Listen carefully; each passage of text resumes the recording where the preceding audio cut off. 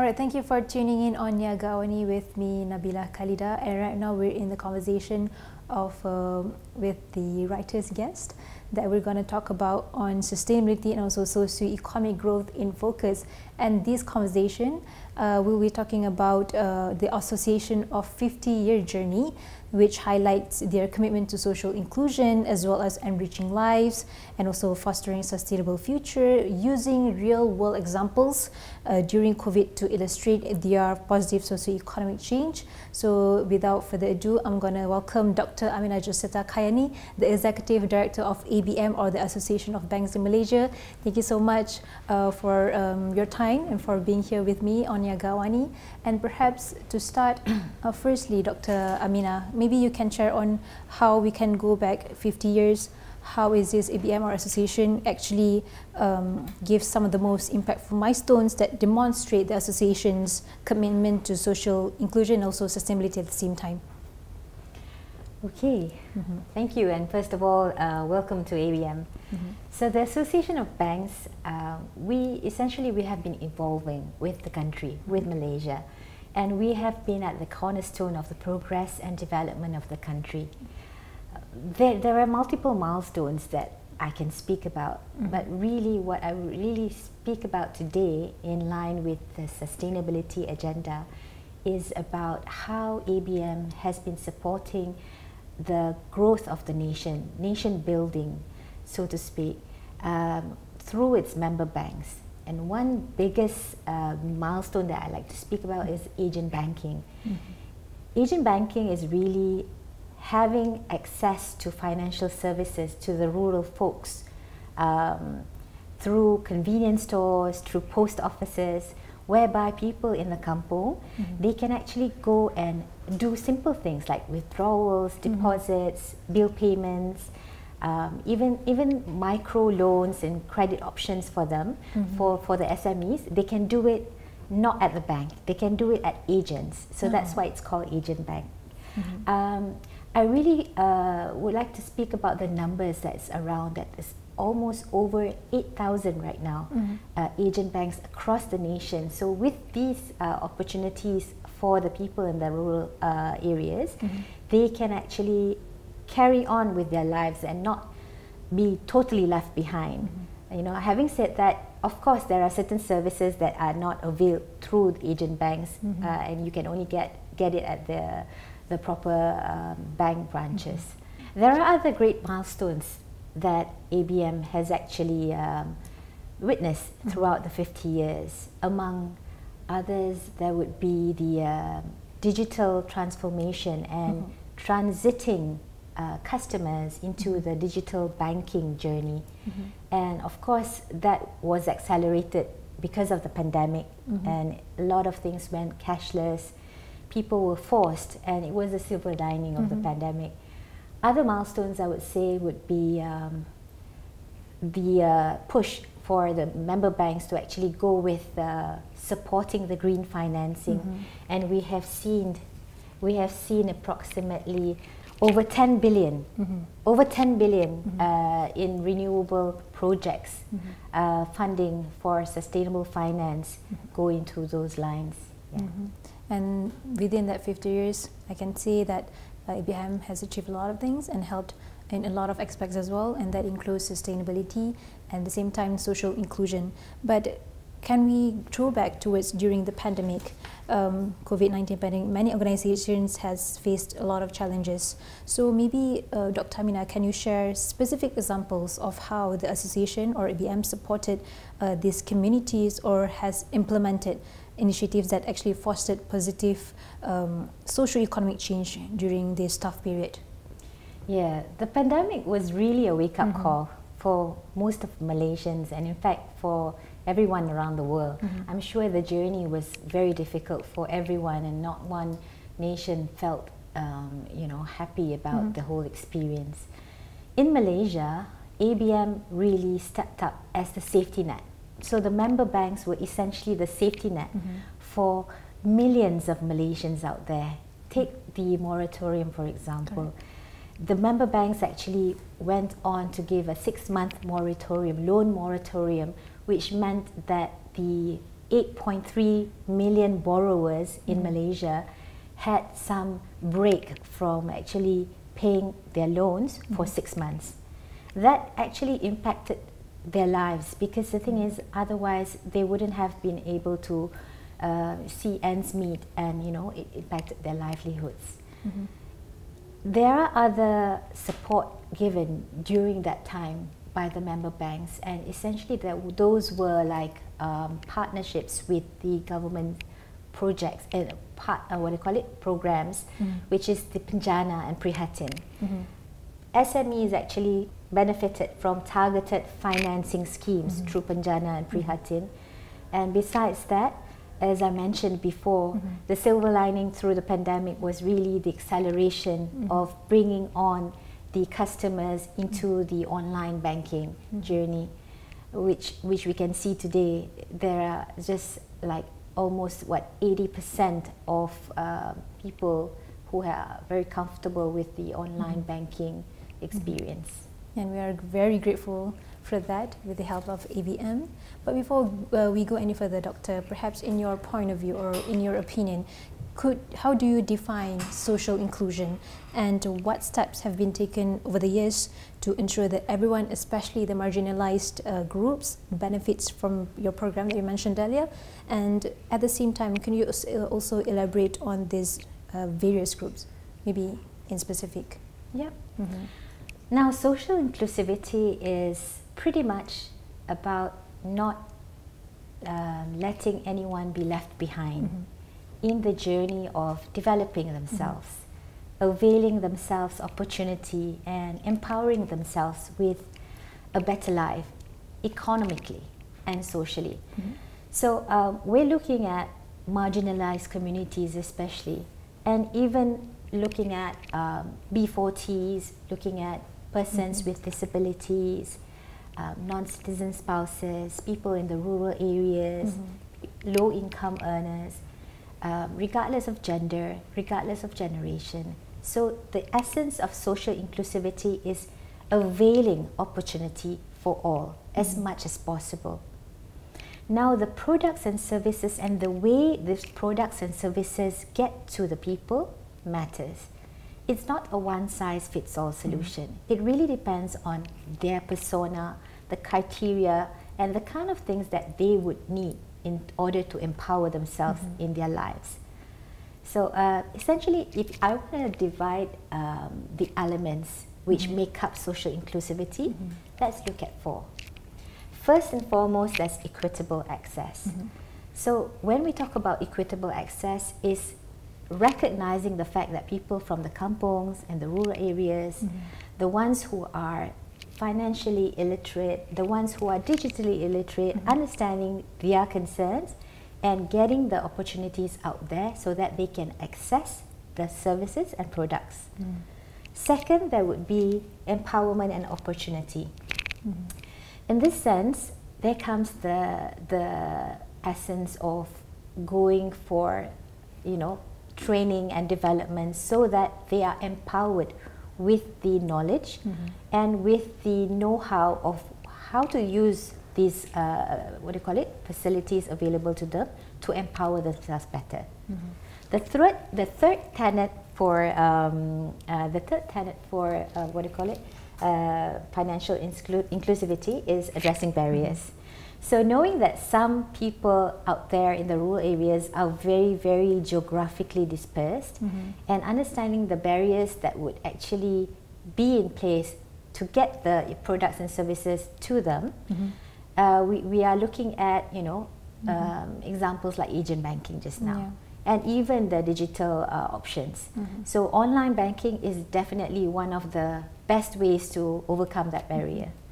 And the fourth element for social inclusivity would be fostering equality.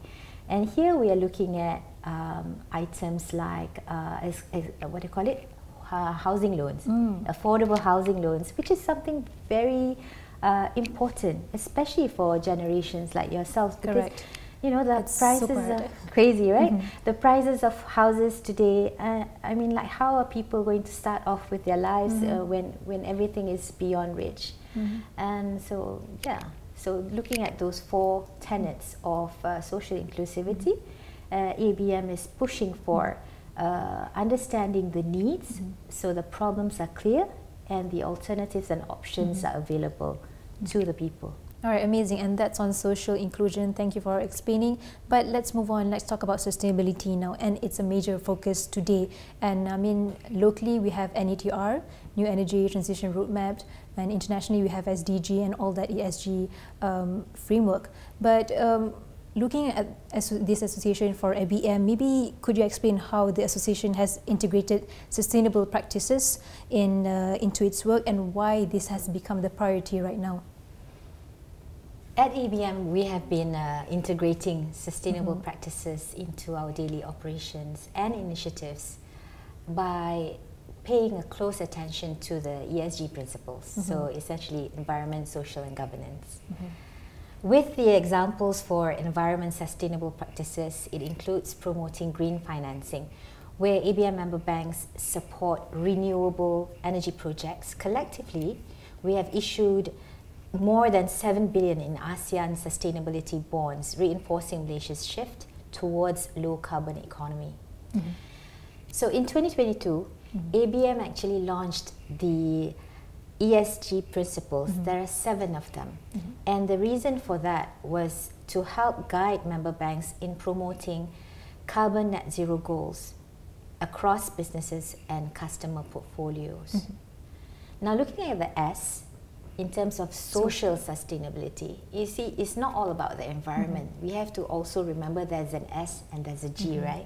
We often forget about this too. Correct. It's always the E, right? It's always the E. So unfortunately, so when we talk about social inclusivity, it's about the S as well, especially. So with social sustainability, we're really working hard towards promoting financial inclusion. And here, the ABM member banks are very, very committed to working closely with other organizations called FINCO, that's FINCO, and there's a network called FEN, Financial Education Network, and that's together with Bank Negara and Security Commission. And what we do is we collaborate with them and we push for the financial literacy agenda, the awareness to make and empower the people so that they are able to protect themselves and they are able to actually seize of opportunity to get better livelihoods. So that's with the social sustainability. And then with the G, of course, governance sustainability, here the ABM member banks are very committed towards pushing with the ethical guidelines and principles in terms of how the banks operate. You know, one thing about ABM is that we are also very driven in terms of our engagement with our stakeholders, the regulators, Bank Negara, Security Commission, the other stakeholders, and the other member banks and the public in general. So yeah, basically that's how we actually push for the sustainability agenda. So and that brings me to the next question on the collaboration efforts. So what role do collaboration efforts play in achieving the association goals, ABM goals, in between for socio-economic growth and at the same time sustainability as well? And could you share any success stories that has happened throughout programs or any initiatives of ABM? Yeah, collaboration is something very close to the heart of ABM and my heart especially. I'm a person who believes that when we want to do something, it is really, really important that we join hands and do it together with others. And essentially, it's pretty much the what they call it, core of what we call the all of nation approach. So at ABM, collaboration spells out a lot of what we do. Communication is key, collaboration is key too. Some examples that I can share here is the UNGC collaboration that we have to actually empower SMEs out there in terms of supporting them in adopting the sustainability principles. There are other collaborations that really, what do you call it, drive what we do here.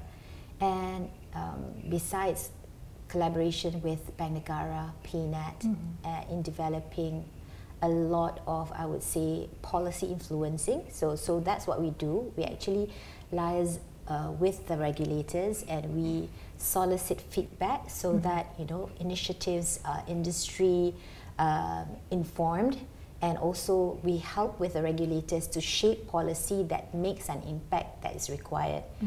Bank Negara has been very, very proactive at getting and soliciting feedback with the industry, and that's essentially the way forward with a lot of development within the banking industry. So examples that I could give is the National Fraud Portal, where it was developed alongside PayNet, Bank Negara, and the member banks.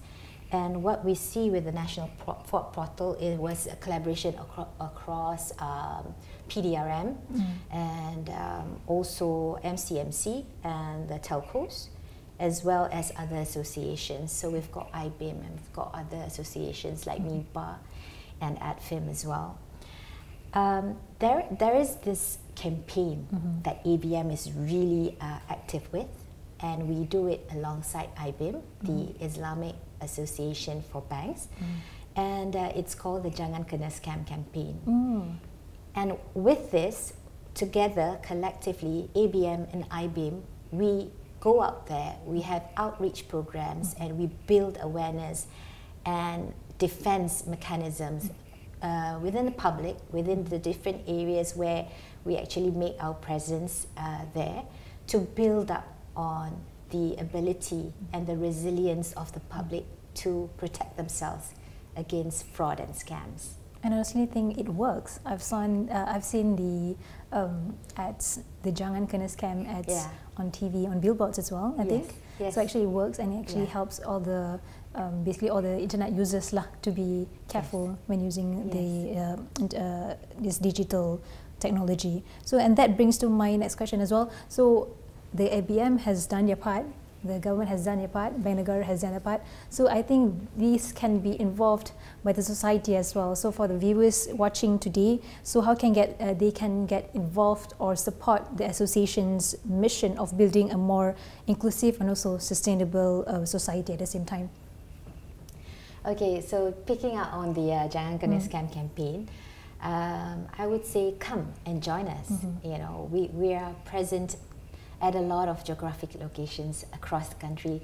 This year alone, we were present in, the ones I can remember is Penang, we were present in Terengganu, in Sarawak, and we will be going to Sabah next month. So at different platforms, so Jom Hebo, we have been present at Carnival Celik Kewangan by Bank Negara. And so the team, especially led by the committee, the communications working group under ABM, is very, very active. So come and join us. We have lots of activities to engage the public, and it is definitely really worthwhile to spend their time. You know, on a more serious note, perhaps the viewers out there, the public, could actually look into more sustainable banking products when they are considering options for them to go for loans and all that. And besides that, I would say everybody can do their little part in driving financial inclusion. So when we know something, we can spread the word. You know, word of mouth actually has an impact. Don't feel that, you know, just doing something on your own, on an individual capacity, can't have the impact. Correct. Because the thing is, you never know, you know, how many lives you can impact by inviting them to join in and empower themselves. Because knowledge is power, and education is the best way to address problems that Malaysia is facing, and in fact anywhere in the world. Education is definitely the greatest weapon anyone could have. Besides that, I could also say, go on to actually play your part in whatever capacity that you have to empower the community that you are living in, and the community that you feel close to. So whether it's women, whether it's youth, whether it's people in the B40 or the served groups, people who really need help, just participate and support these community groups. And social finance is something to look at as well. Because even the smallest actions can give the biggest impact that we never know, right? Definitely. And you mentioned earlier about education playing their vital role in helping the association's movement. So perhaps what can they do, the education systems play in the association strategy for promoting sustainability and also socio-economic growth, and at the same time how do you ensure that these reach out to those undeserved communities? Education, as I said, can do wonders. You know, in my previous life as an academic, I always believe that the education and the knowledge that the students get at school, at university or at school, it is not limited to the technical knowledge there. It is all about the skills. And today, I would say there are 3 critical skill sets that is really, really important that can make a change in anyone's lives. So that's number 1 is language literacy, second one is digital literacy, and the third one is financial literacy. So essentially at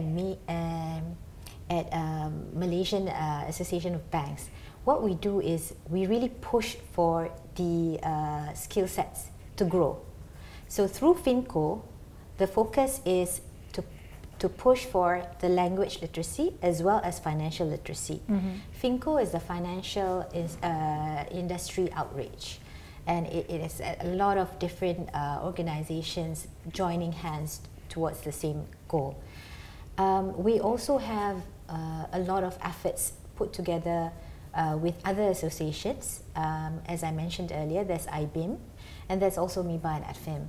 And there's a lot of collaborations with Bank Negara and PayNet, as well as the other stakeholders, for example, PDRM, and we've got MCMC and telcos.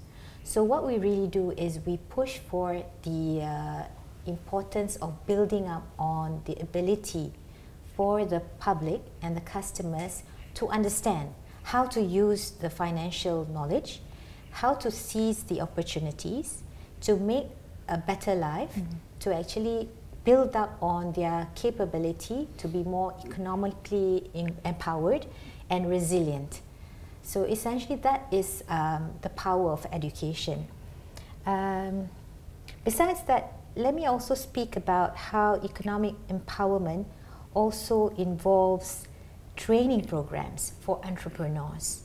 Now, the Malaysian SME scene is big, and the amount of GDP that's contributed by SMEs in Malaysia is just huge. And so therefore, training programs and education is really, really important to build up on the ability of the businesses and the small micro entrepreneurs as well to grow and to be able to scale up and seize the opportunities. So looking forward, perhaps in a decade or 5 to 10 years to come, how do you plan to continue enriching lives and supporting sustainable development goals and make sure that it stays for the next generation? And at the same time, how do you also share how the association intends to support the Borneo communities in particular?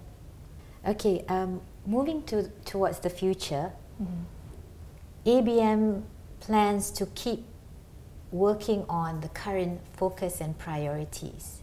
Specifically, it will be 1, to drive industry resilience through ESG and technology, really to ensure that the industry remains sustainable and secure and future ready. Second is to champion digital and financial inclusion.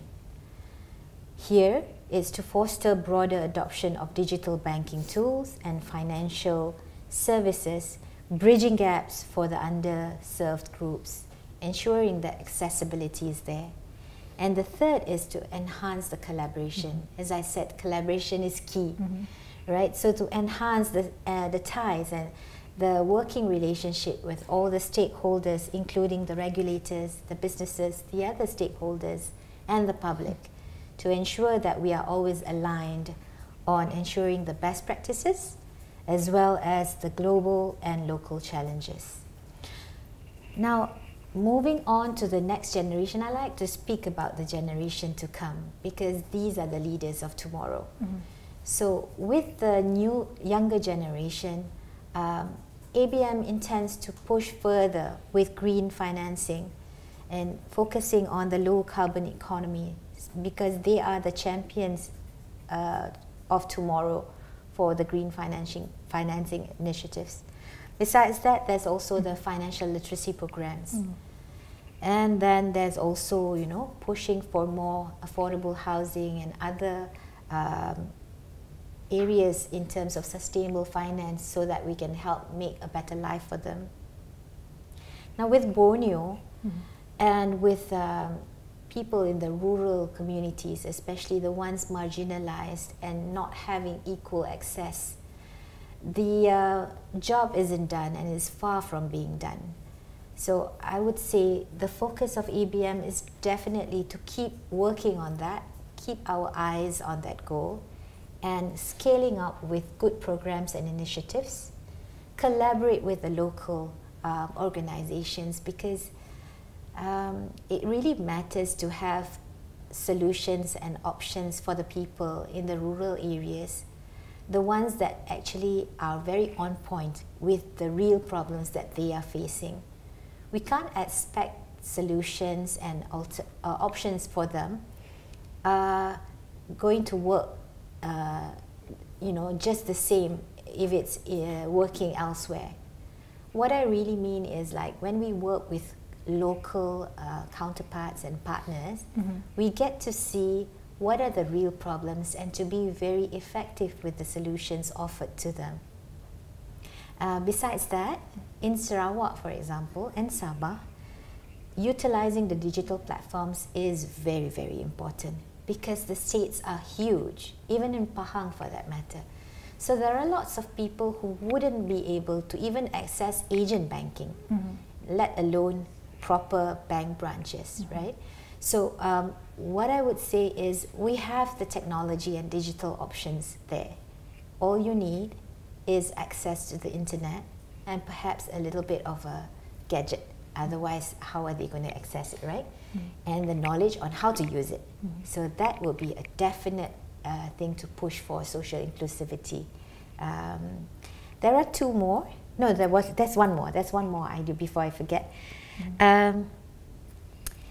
ABM is stepping up further, moving forward, 2025 and further on, to be more visible and present and reachable, because we recognize the fact that a little bit of presence and impact can go a very long way.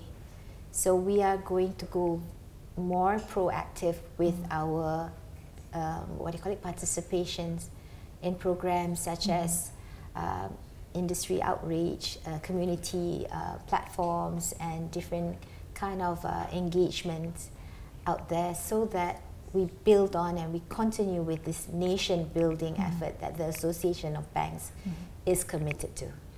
Wonderful. And that was Dr. Amina Josetta Kayani, the Executive Director of ABM, the Association of Banks in Malaysia, and hope it's not too late to congratulate for all this 50 years journey and the continuous effort for another 50 years to come, hopefully, inshallah. And all the best for ABM as well, to actually continue supporting and also helping those underserved communities, especially in balancing sustainability and socio-economic growth. So I would like to say thank you so much again for taking the time to speak with me on AWANI, and all of our discussion can be found on all of our digital platforms, and that includes astroawani.com.